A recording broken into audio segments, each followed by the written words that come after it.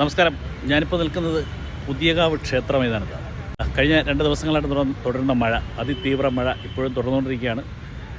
കരുനാഗപ്പള്ളിയുടെ വിവിധ പ്രദേശങ്ങളിൽ നിരവധി മരങ്ങൾ കടപുഴകി വീഴുകയും അതുപോലെ വെള്ളപ്പൊക്കവും അങ്ങനെ ഒരുപാട് ദുരിതത്തിലാണ്. ഇപ്പോൾ ഇവിടെ ഏറ്റവും ഒടുവിൽ പുതിയകാവ് ക്ഷേത്ര മൈതാനത്ത് നിന്ന ഒരു ആൽമരം, ഒരു വലിയൊരു ആൽമരം ഈ വീടിൻ്റെ പുറത്തേക്ക് വീണിരിക്കുകയാണ്.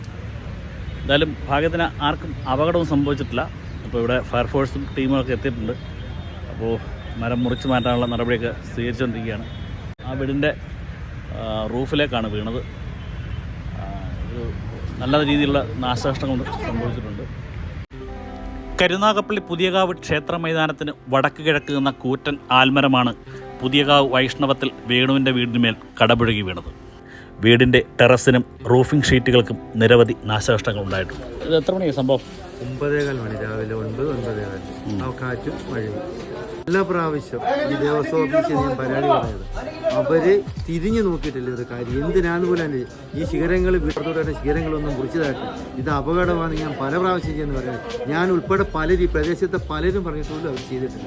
ഇതുവരെ അവർ തിരിഞ്ഞു നോക്കിയിട്ടില്ല. ഇപ്പോൾ ഇത് വീണ് കഴിഞ്ഞപ്പോൾ അവരെല്ലാം എത്തിയിട്ടുണ്ട് ഇവിടെ.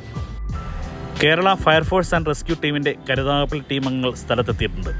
മരം മുറിച്ച് നീക്കാനുള്ള മേൽ നടപടികൾ ആരംഭിച്ചു. കൂടാതെ ദേവസ്വം ബോർഡ് ഉദ്യോഗസ്ഥരും ക്ഷേത്ര ഭാരവാഹികളും സ്ഥലത്തെത്തിയിട്ടുണ്ട്. മഴക്കെടുതി മൂലം ഇത്തരത്തിൽ കരുനാഗപ്പള്ളിയിലെ വിവിധ പ്രദേശങ്ങളിൽ മരങ്ങൾ കടപുഴകി വീണെന്നാണ് റിപ്പോർട്ട്.